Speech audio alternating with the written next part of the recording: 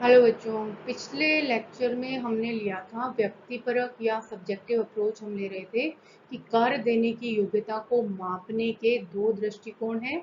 एक व्यक्तिपरक दृष्टिकोण या सब्जेक्टिव अप्रोच है और एक ऑब्जेक्टिव या वस्तुपरक दृष्टिकोण है। तो व्यक्तिपरक दृष्टिकोण में हमने लिया था कि व्यक्तिपरक दृष्टिकोण में हम ये देखते हैं कि उस कर लगाने से व्यक्ति को कितना त्याग करना पड़ता है, उस त्याग के आधार पर सरकार टैक्स लगाती है। तो इसमें तीन तरह की संकल्पनाएं या अवधारणाएं हमने ली थी त्याग से संबंधित। तो एक अवधारणा हम ले चुके थे समान कुल या निरपेक्ष त्याग, दूसरा है समान आनुपातिक त्याग और तीसरा है सम सीमांत त्याग। तो हमने समान कुल या निरपेक्ष त्याग की अवधारणा हमने ली थी, जिसमें हमने देखा था कि यदि आय बहुत तेजी से बढ़ रही है तो ऐसी स्थिति में सरकार को प्रगतिशील करारोपण करना चाहिए, बढ़ती हुई दर से सरकार को टैक्स लगाना चाहिए। और यदि आय धीरे धीरे बढ़ रही है तो आनुपातिक या समानुपातिक प्रोपोर्शनल टैक्स होना चाहिए, और यदि आय घट रही है तो रिग्रेसिव या प्रतिगामी टैक्स सरकार को लगाना चाहिए। तो इस तरह से हमने ये समान कुल या निरपेक्ष त्याग की अवधारणा को लिया था। अब हम आगे लेते हैं व्यक्तिपरक दृष्टिकोण में करारोपण के एक आधार हमने लिया, दूसरा है समान आनुपातिक त्याग और दूसरा है सम सीमांत त्याग अथवा न्यूनतम कुल त्याग की अवधारणा। तो आज हम लेंगे समान आनुपातिक त्याग के आधार पर कर देय योग्यता को कैसे मापा जाता है और सम सीमांत त्याग अथवा न्यूनतम कुल त्याग के आधार पर कैसे मापा जाता है। तो सबसे पहले हम लेते हैं समान आनुपातिक त्याग या इक्वल प्रोपोर्शनल सैक्रिफाइस। ये सिद्धांत क्या कहता है? इसके अनुसार करदाताओं पर कर का भार समान नहीं रहता है, बल्कि उनकी आर्थिक स्थिति के अनुपात में निश्चित होता है। मतलब इसमें ये देखा जाता है कि किस व्यक्ति की आय कितनी है या आर्थिक स्थिति किस तरह से, उसके अनुपात में, आय के अनुपात में उसके कर को निर्धारित किया जाता है। दूसरे शब्दों में कर लगाने के परिणाम स्वरूप होने वाली उपयोगिता की हानि करदाताओं की कुल आय के अनुपात में होनी चाहिए। इस स्थिति में भी अधिक आय वाले करदाता निम्न आय वाले करदाताओं के मुकाबले अधिक कर अदा करेंगे, परंतु आय के प्रति त्याग का अनुपात सभी के लिए बराबर होगा। तो ये सिद्धांत भी क्या कहता है कि अंत में त्याग जो है वो सभी करदाताओं का समान होना चाहिए। तो इसमें इक्वल प्रोपोर्शनल सैक्रिफाइस या समान अनुपातिक त्याग में इस प्रकार से कर लगाया जाता है जिससे सभी व्यक्तियों को समान अनुपात में त्याग करना पड़े। तो इसके लिए उन्होंने ये फॉर्मूला दिया है कि इसके लिए ए द्वारा किया जाने वाला त्याग बटे ए करदाता की आय बराबर होनी चाहिए बी द्वारा किया जाने वाला त्याग बटे बी की करदाता की आय, और इसी तरह यदि इससे ज्यादा करदाता है तो हम उसको ले सकते हैं। तो इस सिद्धांत के अनुसार आरोही कर के ढांचे का निर्माण करना भी संभव है। आरोही मतलब प्रगतिशील करारोपण हम ले सकते हैं, क्योंकि द्रव्य की सीमांत उपयोगिता आय की वृद्धि के साथ घटती जाती है। इस सिद्धांत के अनुसार लागू किया जाने वाला कराधान जो है आरोही होता है। आरोही मतलब प्रगतिशील या प्रोग्रेसिव टैक्स। तो ये जो सिद्धांत है ये भी यही कहता है कि सरकार को जिसकी आय कम है उस पर कम कर लगाना चाहिए और जिसकी आय ज्यादा है उस पर ज्यादा कर लगाना चाहिए। क्यों? क्योंकि व्यक्तिपरक दृष्टिकोण की जब हमने मान्यता ली थी तो उसकी सबसे पहली मान्यता ये थी कि ये सीमांत उपयोगिता हाशिया नियम या घटती सीमांत उपयोगिता के नियम पर आधारित है। और घटती सीमांत उपयोगिता का नियम क्या कहता है कि जैसे जैसे किसी वस्तु की मात्रा हमारे पास बढ़ती जाती है उससे मिलने वाली सीमांत उपयोगिता घटती जाती है। तो इसी आधार पर जिस व्यक्ति के पास धन की मात्रा बढ़ती जाती है उसको उससे मिलने वाली सीमांत उपयोगिता घटती जाएगी, और इसके विपरीत जिस व्यक्ति के पास धन कम होगा उसकी सीमांत उपयोगिता ज्यादा होगी। तो इसलिए ये सिद्धांत ये कहता है कि सभी व्यक्तियों पर इस अनुपात में कर लगाना चाहिए कि उनका जो त्याग है वो सबका बराबर हो। अब अगला है समान सीमांत त्याग या इक्वल मार्जिनल सेक्रीफाइस, या इसको हम न्यूनतम कुल त्याग का नाम भी दिया गया है लीस्ट एग्रीगेट सेक्रीफाइस। इस सिद्धांत के अनुसार विभिन्न करदाताओं का कुल त्याग नहीं बल्कि सीमांत त्याग बराबर होना चाहिए। जैसे कि हमने सम सीमांत उपयोगिता का नियम पढ़ा है। सम सीमांत उपयोगिता का नियम क्या कहता है कि एक उपभोक्ता जो है अपनी सीमित आय को वस्तु की विभिन्न इकाइयों पर इस प्रकार से खर्च करे कि प्रत्येक वस्तु की अंतिम इकाई से मिलने वाली सीमांत उपयोगिता बराबर हो जाए। यदि इस तरह से वो अपनी आय को खर्च करता है तो उसको अधिकतम संतुष्टि प्राप्त होगी, मतलब ऐसी स्थिति में उसका संतोष या कल्याण अधिकतम होगा। इसी तरह ये सिद्धांत भी समान सीमांत त्याग या सम सीमांत त्याग या लीस्ट एग्रीगेट सेक्रीफाइस का जो सिद्धांत है ये भी यही कहता है कि कुल त्याग को बराबर नहीं करना, हमें क्या करना है, प्रत्येक करदाता के सीमांत त्याग को बराबर करना है। तो सरकार को इस तरह से करारोपण करना चाहिए जिससे सभी व्यक्तियों का सीमांत त्याग बराबर हो जाए।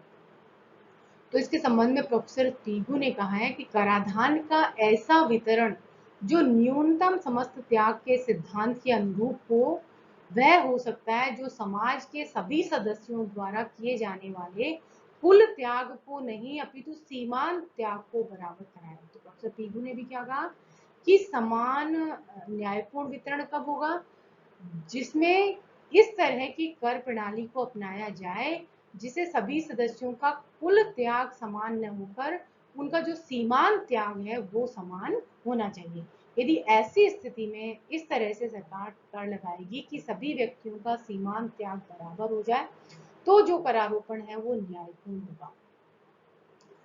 इस सिद्धांत के अनुसार कर का निर्धारण इस प्रकार किया जाना चाहिए कि करदाताओं द्वारा किए जाने वाले त्याग की मात्रा कम से कम हो और सामाजिक लाभ अधिकतम हो। तो सामाजिक लाभ कब होगा, जब सरकार उस आय को एकत्र करके सार्वजनिक व्यय करती है तो उस समय समाज को लाभ प्राप्त होता है। तो ये सिद्धांत क्या कहता है कि करदाताओं द्वारा टैक्स का जब वो भुगतान करते हैं, कर का भुगतान करते हैं तो उस समय उसको त्याग करना पड़ता है, लेकिन जब सरकार के द्वारा सार्वजनिक सेवाएं उपलब्ध करवाई जाती हैं तो इससे समाज को लाभ होता है। तो ये कहते हैं कि कर का निर्धारण इस प्रकार होना चाहिए कि करदाताओं का त्याग जो है वो तो कम से कम हो और उनको सामाजिक लाभ अधिकतम प्राप्त हो। ये तभी संभव हो सकता है जब सभी करदाताओं का सीमांत त्याग बराबर हो जाए।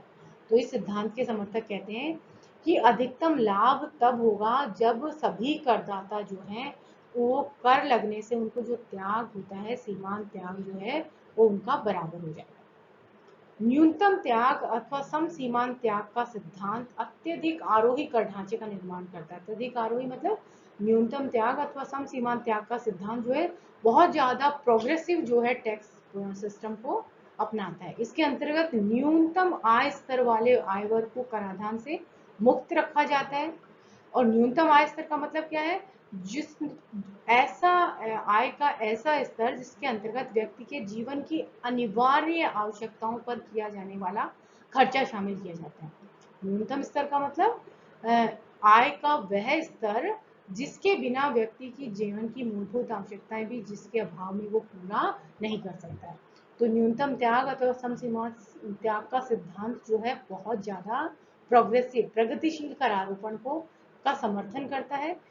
और वो कहता है कि एक बहुत जिनकी आय ज़्यादा है उन पर अधिक दर से कर लगना चाहिए, जिनकी आय कम है उन पर कम दर से कर लगना चाहिए, और एक न्यूनतम स्तर होना चाहिए जो कर से मुक्त रखा जाना चाहिए।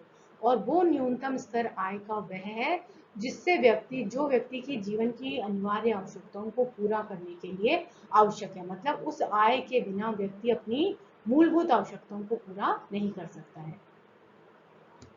अब हम लेते हैं कि हमने 3 अवधारणाएं ली, समान कुल त्याग या निरपेक्ष त्याग, समान आनुपातिक त्याग और समान सीमांत त्याग।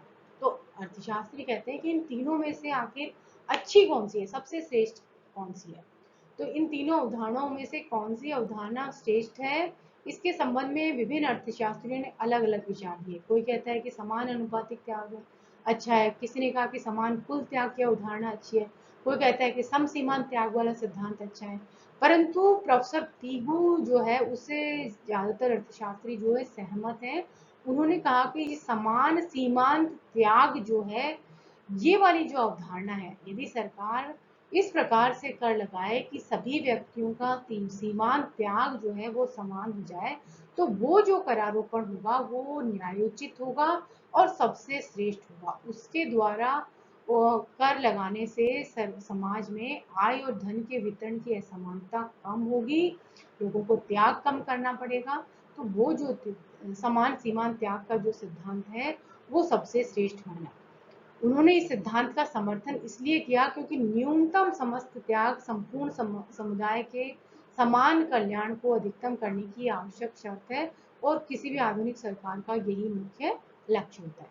अतः समान सीमांत त्याग के सिद्धांत के समर्थन सबसे पहले एजवर्थ ने किया। उसके बाद पीगू ने भी यही निष्कर्ष निकाला कि यदि सरकार समान सीमांत त्याग के आधार पर करारोपण करती है, करारोपण की जो 3 अवधारणाएं ली व्यक्तिपरक दृष्टिकोण में, समान कुल त्याग या निरपेक्ष त्याग, समान आनुपातिक त्याग और समान सीमांत त्याग। तो इसमें से यदि समान सीमांत त्याग के आधार पर सरकार कर लगाएगी तो वो करारोपण जो है न्यायोचित होगा और तर्कसंगत होगा और इससे आय और धन के वितरण की असमानता का जो उद्देश्य है वो सरकार पूरा कर सकती है। तो इस तरह से अर्थशास्त्रियों ने यद्यपि अलग अलग अवधारणाओं का समर्थन किया है। किसी ने कहा कि समान कुल त्याग की अवधारणा अच्छी है, किसी ने कहा समान आनुपातिक त्याग की सिद्धांत की अवधारणा अच्छी है, परंतु अधिकतर अर्थशास्त्री जो है वो ये मानते हैं कि यदि समान सीमांत त्याग की अवधारणा को अपनाया जाए और इस आधार पर सरकार कर लगाए तो ये अवधारणा जो है सबसे अच्छी होगी और करारोपण जो है वो न्यायोचित होगा। अब आता है कि व्यक्तिपरक दृष्टिकोण की 3 अवधारणाएं हमने ली। तो अर्थशास्त्री कहते हैं कि इसमें कुछ कमियां हैं। तो इस सिद्धांत की अब कौन कौन सी कमियां हैं जिसके आधार पर इसको व्यवहारिक रूप से हम लागू नहीं कर सकते, वो लेते हैं कि सिद्धांत की आलोचनाएं कौन कौन सी। तो सबसे पहली जो आलोचना की जाती है अर्थशास्त्रियों के द्वारा वो है कि सीमांत त्याग को बराबर करना कठिन है। अर्थशास्त्री कहते हैं कि जो त्याग है वो एक मनोवैज्ञानिक भावना है और ऐसी स्थिति में विभिन्न करदाताओं की रुचि अलग होती है, उनका स्वभाव अलग होता है। तो इसलिए किसको कर से कितना सीमांत त्याग करना पड़ रहा है इसकी गणना करना संभव नहीं है। तो जब हम उसको गणना नहीं कर सकते तो उनके त्याग को समान कैसे कर सकते हैं, जबकि सीमांत त्याग का सिद्धांत क्या कहता है। सभी अर्थशास्त्रियों ने इस बात का समर्थन किया कि समान सीमांत त्याग के आधार पर यदि करारोपण होगा तो वो करारोपण न्यायोचित होगा और सबसे श्रेष्ठ होगा। लेकिन अर्थशास्त्री या आलोचक कहते हैं कि त्याग को समान करना बहुत ही कठिन कार्य है, इसको हम समान नहीं कर सकते क्योंकि मनोवैज्ञानिक भावना है और विभिन्न करदाताओं की जो रुचि स्वभाव जो है वो अलग अलग है। तो ये पता लगाना कठिन कार्य है कि किसको कितना त्याग हो रहा है। इसके साथ ही त्याग एक भावनात्मक विचार है। अर्थशास्त्री कहते हैं कि त्याग जो है एक भावनात्मक तत्व है जिसको सरकारी सत्ता के द्वारा जिसकी गणना या उसकी माप करना संभव नहीं है। त्याग जो है केवल व्यक्ति के द्वारा अनुभव किया जाता है, इसलिए ये पता करना कि कहाँ पर सभी व्यक्तियों का त्याग जो है वो न्यूनतम होगा इस बात की गणना नहीं की जा सकती, क्योंकि हमें एक व्यक्ति का त्याग जो है उसकी गणना हम नहीं कर पा रहे हैं तो सभी व्यक्तियों के कुल त्याग को न्यूनतम हम कैसे करें। सीमांत उपयोगिता की माप संभव नहीं है। व्यक्तिपरक दृष्टिकोण जो है ये मानकर चलता है कि आय की सीमांत उपयोगिता जो है वो उसको मापा जा सकता है। उसी आधार पर हम ये कहते हैं कि जैसे जैसे आय बढ़ती है तो सीमांत उपयोगिता जो है आय की घटती चली जाती है। जबकि आलोचक क्या कहते हैं कि आय की सीमांत उपयोगिता या किसी भी वस्तु से प्राप्त होने वाली सीमांत उपयोगिता जो है उसको हम माप नहीं सकते। जिस तरह हम त्याग की गणना नहीं कर सकते, त्याग को माप नहीं सकते, उसी तरह व्यक्ति को मिलने वाली उपयोगिता या घटने वाली उपयोगिता है उसकी भी हम गणना नहीं कर सकते, क्योंकि ये भी एक मनोवैज्ञानिक भावना है कि किसी व्यक्ति को किसी चीज से ज्यादा उपयोगिता मिल सकती है, उसी चीज से दूसरे व्यक्ति को कम उपयोगिता मिल सकती है। तो ऐसी स्थिति में उपयोगिता की हम गणना नहीं कर सकते। अगली इसकी आलोचना की जाती है कि मुद्रा की घटती सीमांत उपयोगिता की गलत मान्यता।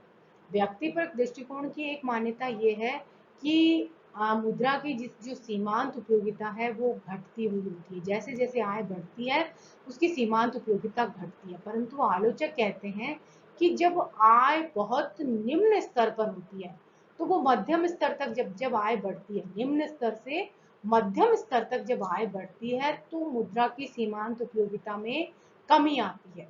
किंतु जब आय मध्यम स्तर से और ऊंचे स्तर की ओर बढ़ती है तो निश्चित रूप से नहीं कह सकते कि आय में वृद्धि होने पर सीमांत उपयोगिता घटती है या बढ़ती है।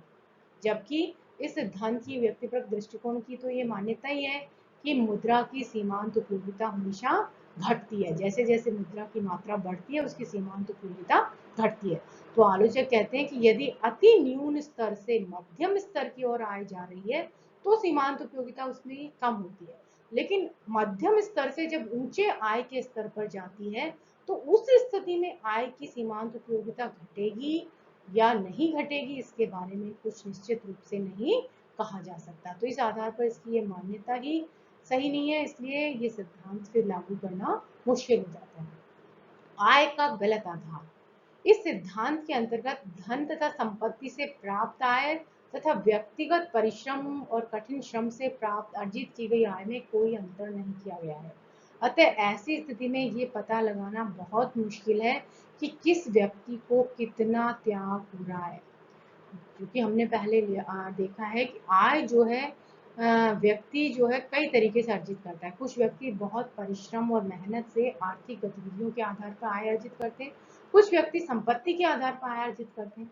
तो दोनों व्यक्तियों ने जो आय प्राप्त की उस पर समान दर से कर नहीं लगना चाहिए, क्योंकि उस पर जब कर लगेगा तो दोनों व्यक्तियों को समान त्याग नहीं होगा।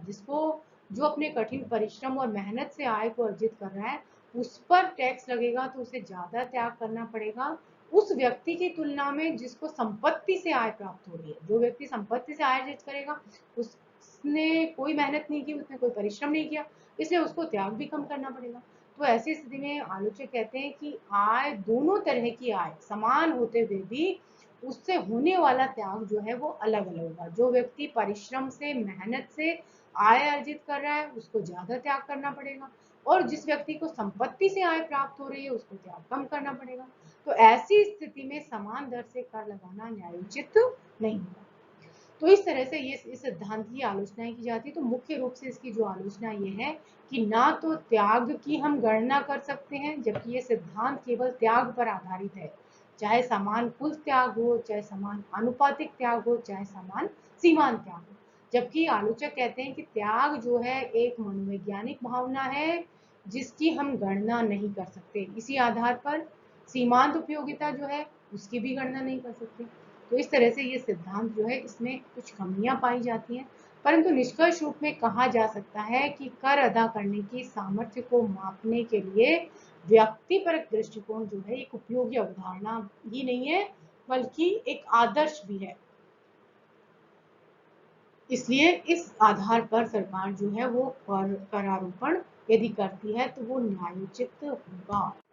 इस तरह से ये हुआ व्यक्तिपरक दृष्टिकोण, जिसमें हमने ये देखा कि सरकार यदि त्याग की अवधारणा, 3 अवधारणाएं ली इन्होंने, समान कुल त्याग की अवधारणा के आधार पर यदि कर लगाती है, समान आनुपातिक त्याग की अवधारणा के आधार पर कर लगाती है, या समान सीमांत त्याग की अवधारणा के आधार पर कर लगाती है, तो वो करारोपण जो है न्यायोचित होगा, तर्कसंगत होगा, और इससे समाज में जो करारोपण में जो न्याय की समस्या है उसको हम हल कर सकते हैं कि इससे जो त्याग होगा वो व्यक्ति का समान होगा। इस तरह से ये हुआ व्यक्तिपरक दृष्टिकोण हमारा खत्म होता है कि इस आधार पर सरकार कैसे कर लगाए जिससे समाज में आय और धन के वितरण की असमानता कम हो, साथ साथ सरकारी राजस्व भी एकत्र हो, समाज में विद्रोह की भावना भी पैदा ना हो।